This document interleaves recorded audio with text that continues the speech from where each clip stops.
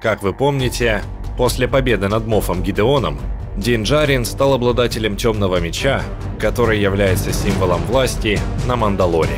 Конечно, Дин не планировал становиться лидером планеты, но похоже, что он уже готовится начать эту главу в своей жизни. А пока что он возвращается к своей привычной работе охотника за головами. Взяв очередной заказ, Дин использует темный меч против группы клатуинских мясников, а также их босса, который и был его целью.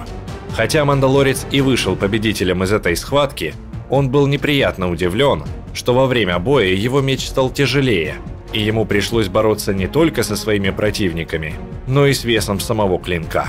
Дошло до того, что он случайно обжег себе бедро, когда размахивал им, атакуя своих противников.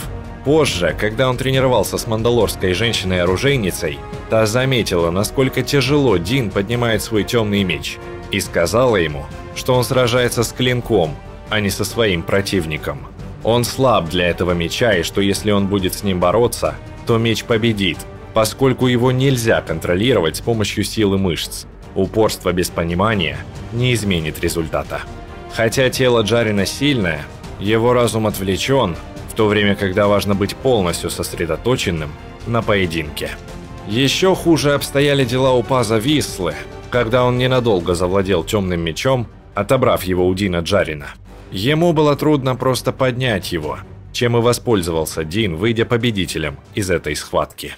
Чтобы полностью понять причины аномальной тяжести этого клинка, мы обратимся к сериалу «Звездные войны. Повстанцы». В эпизоде «Испытание темного меча» 3-го сезона сериала мы можем наблюдать, как Сабин Врен впервые тренируется с этим необычным оружием, а Кенан Жарус выступает в роли ее наставника. После активации клинка Сабин отмечает, что темный меч оказался тяжелее, чем она думала, и Кенан объясняет ей, почему так произошло.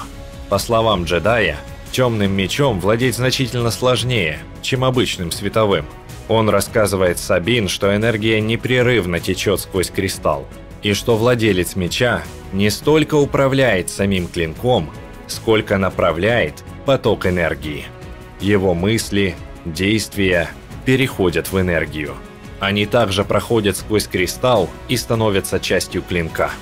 Другими словами, тем, кому не хватает контроля над своими мыслями и чувствами во время поединка, темный меч будет удерживать труднее, поскольку весь этот внутренний багаж направляется в лезвие, утяжеляя его.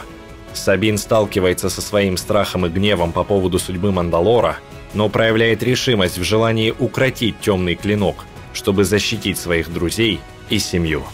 По мере того, как спарринг продолжается, она чувствует, что лезвие становится легче.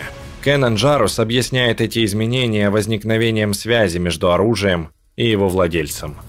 Дину Джарину также необходимо пройти свой путь, чтобы наладить связь с темным мечом, направив свою эмоциональную энергию в правильное русло.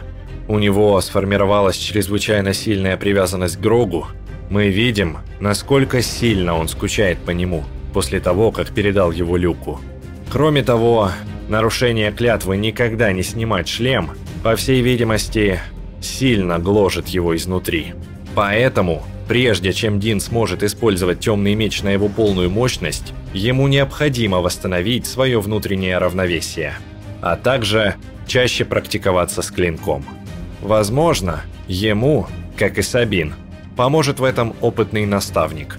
И на эту роль отлично подойдет Люк Скайуокер, с которым Дин, вероятно, еще встретится, поскольку уже решил навестить своего старого друга Грогу и даже приготовил для него подарок. Надеюсь, мы скоро увидим это в завершающих сериях книги Боба Фетта, ну или уже в 3-м сезоне Мандалорца. Друзья, а на этом сегодня все. Если ролик вам понравился, то ставьте палец вверх и подписывайтесь на канал. И до новых встреч в следующих видео.